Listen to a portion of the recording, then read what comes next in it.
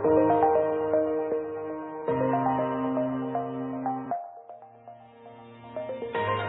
everyone. Welcome to another edition of Fitness Over 30. I am Omari, joined by Rebecca. How you doing today, Rebecca? I'm good. How are you? I'm doing well.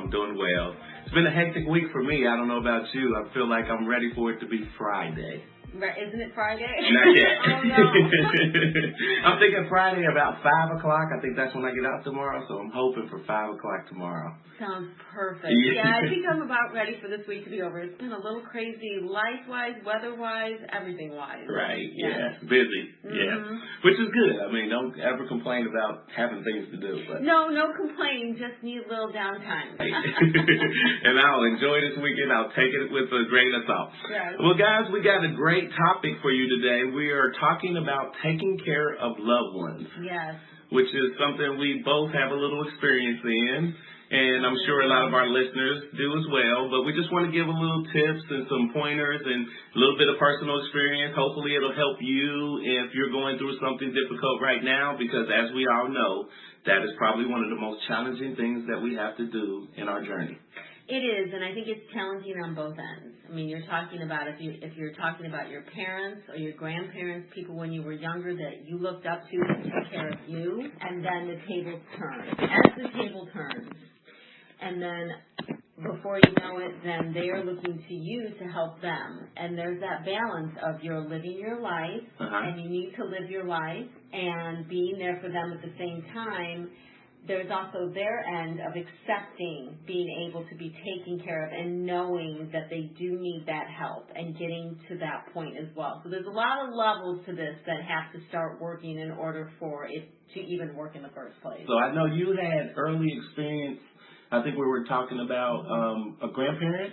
My grandmother and my great aunt. And yes, I took care of them for many years, and myself at the same time. I was young, in my late teens, going to college, getting 4 jobs, dating my future husband, and stopping in on them. And I was very blessed that they lived right across from the university, so I could stop in and out, and I could see the progression happening. And first with my grandmother, where she was getting very forgetful, she was getting difficult to understand, she was having trouble understanding me. Yes. You could sort of see it coming, but then there's the understanding of it, right? This is my grandma. I don't want to think there's anything wrong with her, and as the child, I don't feel that comfort role at that level to be telling her what to do. That has to come later. And she had to understand and be able to come to me and say, I need your help. That's a lot of understanding one another, and there's a lot of conversation that has to go on. You've got to be honest with yourself about what you're capable of and what you have time for, and that conversation that they are comfortable with you helping them, and that there's that trust there, and that you've built that relationship as a child, trusting one another so that they trust you to help them with these very personal things that are going on with them, and that you feel confident in yourself to be able to handle that task. That's some of it, yeah. That's some of it. Yeah. I mean, that's the sum of it. Yeah, you definitely have to be able to come to grips with mortality and being able to accept that journey of that person who is exiting. Correct. And to do what they want you to do, and to have that conversation before they are too far along into whatever they are dealing with, that then they can't have that conversation with you. So as soon as you know that point has come, you need to sit down and have an honest conversation with that person and understand what it is they want and how they want it to work so that you can do what they want done. And that is a really difficult task, because for me, I don't want to lose my loved ones. In my own mind, if it's my choice, I'm going to keep doing whatever I can to keep them here because I love them and I don't want them to go. But that's not my decision or your decision if you're doing that. That is what they want. And at that stage in their life, you can't possibly understand in your own stage what that feels like and what they need and what they want. So you really have to listen, and then you have to get into the legalities of the whole scenario so that things go exactly as planned and there's no hiccups in between. There's a lot to cover with this subject, and you just brought up a great point, the legality of it all, which is you have to make sure that you have planned for all of this, So, you know, you have attorneys who do estate planning, and hopefully before you've gotten to this point, you guys have something tangible in meaning their requests. What are they wanting, you know, as far as their departing? Like my mom, she wants to be cremated. So I know that. We've already had that conversation. She's not intimidated about the end of life. She tells me exactly what she wants, and I feel like I'll be able to do that for her. Right. That's really her decision, right? And so some of the legalities then are, do you have power of attorney over this person? And is it just a medical power of attorney? Is it a full power of attorney? Are you able to make all the decisions for them? Are you able to handle their banking situations, their medical situations, their health care? Do you have it written out in your health care that this other person is allowed to see and talk to the doctor about you? Because if you don't have that kind of communication and you're having to go through you, and you get to a point where you can't, as that older person, communicate, person who's taking care of you, then it's very difficult to take care of them. So these are things that have to be laid out and planned. You need to go to the bank and make sure they understand that you're going to be handling these things. Go to their doctor and make sure that your name is written on those papers so that the doctor can speak with you.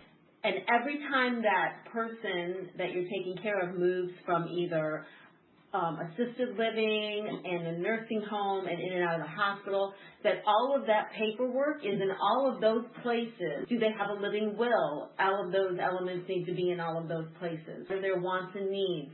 So these are all conversations that are really hard, emotional, difficult, but these conversations have to happen in order for whatever they want to happen to them as they're going through this process, it happens the way they want. So like, for example, and I had to pull my older sister in the last 6 months that I was taking care of my grandmother because she has such severe Alzheimer's that it took the two of us to manage it. And at one point she did have to take a trip to the hospital, and because she had not made some decisions and was just a very stubborn woman, God love her to the end of the earth, but she didn't want to talk about some of these things because it was this hard reality for her. We made some decisions kind of on the fly, and being that we didn't want to lose her, we had she wasn't eating, and we needed to do a feeding tube in order to keep her alive. And so we decided we would go ahead with that temporarily make sure she made it through the hospital stay before she went back to the nursing home. And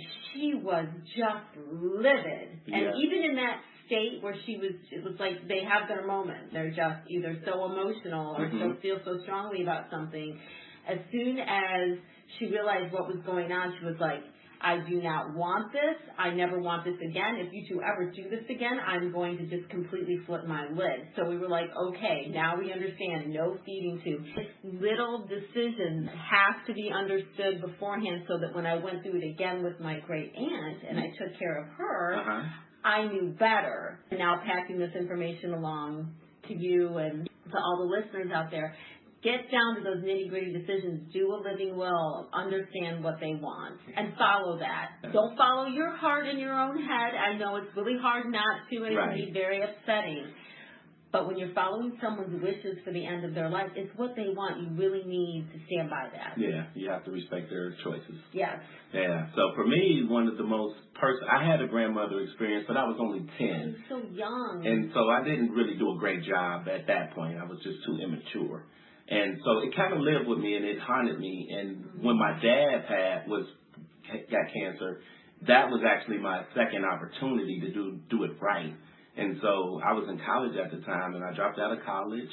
And so one thing I'll say to people, when you find out that it's the end stage, the first thing you got to do is come to grips for yourself. You know, you have to get your emotional bearings together so that you can be the best you for your person. You know, and so that was maybe the first step. You know, I cried and I got it out, and I let all my emotions out on the table. And I didn't do it in front of the person, my dad. You know, that was a personal thing. I needed to release that so that I can get about the business of making sure he was going to be okay.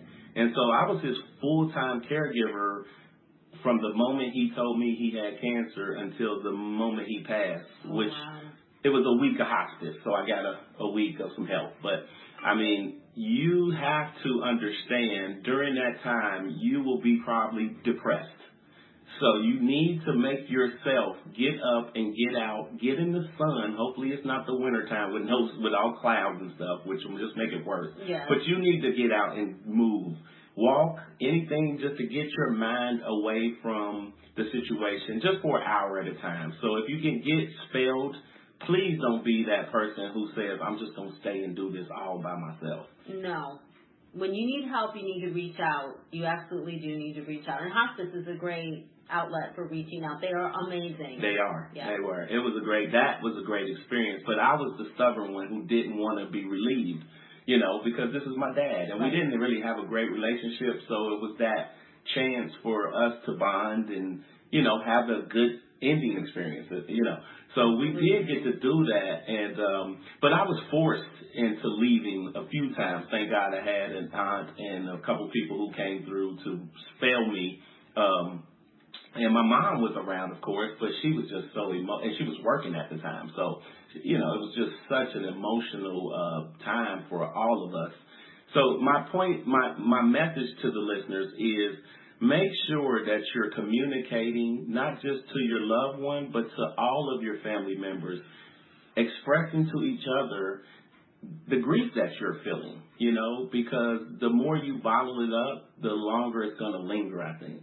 Right, and doing that on your own, because what you want to do is you want to deal with those emotions so that when you go in and you're dealing with that person, you can deal with them on their level. Because if you're always going in and it was hard. Sometimes I sat in the car and just blubbered myself for a while and got it all out. But if you do that in front of them, you're trying to deal with business decisions and choices and things like that. And if you allow the emotions to overwhelm, it becomes too much and overwhelming. And you do have to take care of yourself. Eat as best you can, move, get outside, exercise, keep taking care of you, because it's just like you get in the airplane, right? And what's the first thing they tell you, when you're dealing with, when the air pressure drops, if the mask falls, what are you supposed to do? You put yours on first, and then you help everybody else. We did this in life with everything else would be better. Take care of you first, and then you can take care of everybody else. That's it's the same situation. So deal with what you have to deal with, and don't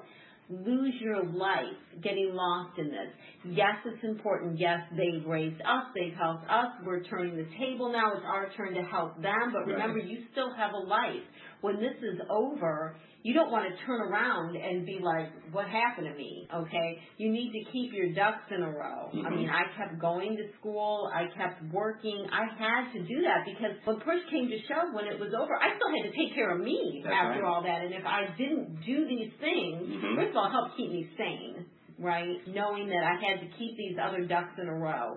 And then when I would deal with my grandma and my aunt, I had my wits about me. I had plenty of sleep. I was taking care of me. I could be my best for them and give them the best of me because I was taking care of myself on the other side. And that's what Rebecca did was not what I did. I dropped out of school and I was not taking care of me because at that time in my life I just wasn't really exercising, to be honest. So, it was just one of those time periods that kind of consumed me, and so try not to let that happen to you guys, because like Rebecca's saying, life does go on. After that person passes, you still have to pick up the pieces and continue with your journey.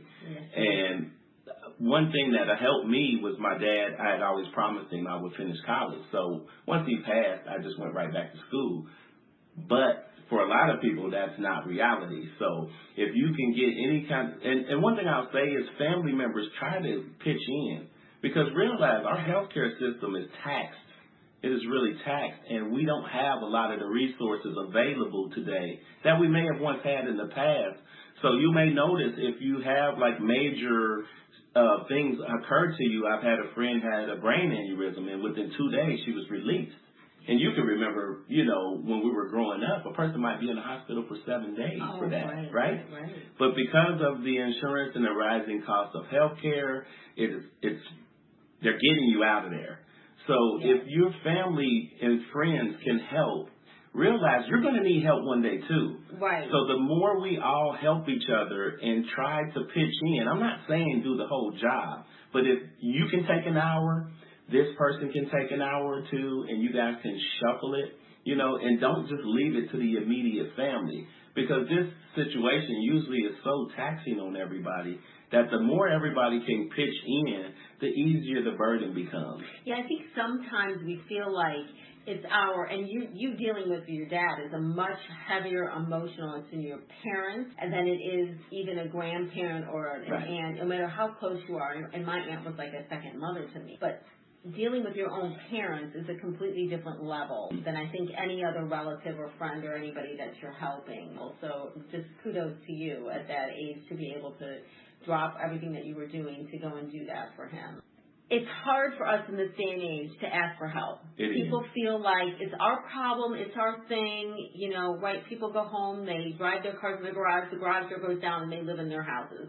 When it used to be, you came home and everybody was outside, kids were running around playing. Life just looks very differently now than it did back then when I was growing up. It doesn't make you weak to ask for help. I think is my message here. You're doing the best you can, and when you reach out to somebody else and say, and that helps that other person too, right? When you go to see someone, don't go all together if you want to help, okay? Take it in shifts, literal shifts of spending time with them.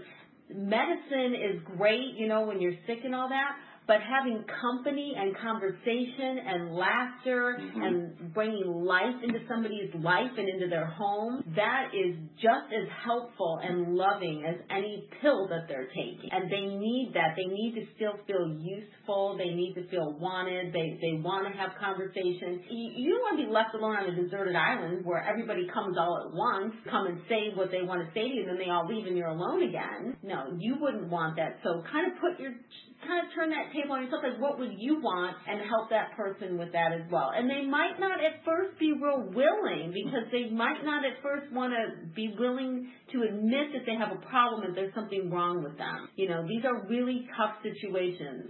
Like if they've been driving and you're starting to feel like maybe they shouldn't be driving around anymore because this isn't the safest thing not only for them but for everybody else on the road. These can be tough conversations to be able to stop what you're doing and take them everywhere. I drove them everywhere. Yeah, that's a big sacrifice. Yeah, it is, but at the same time, it isn't just for me and for them. Like I said, it's for everybody else on the road. You don't want anybody else getting hurt, right? As well. So being realistic with yourself, with them, and you know what? Just opening up and having those tough conversations. Do it. And I'm telling you right now, at first, they're not going to go well sometimes.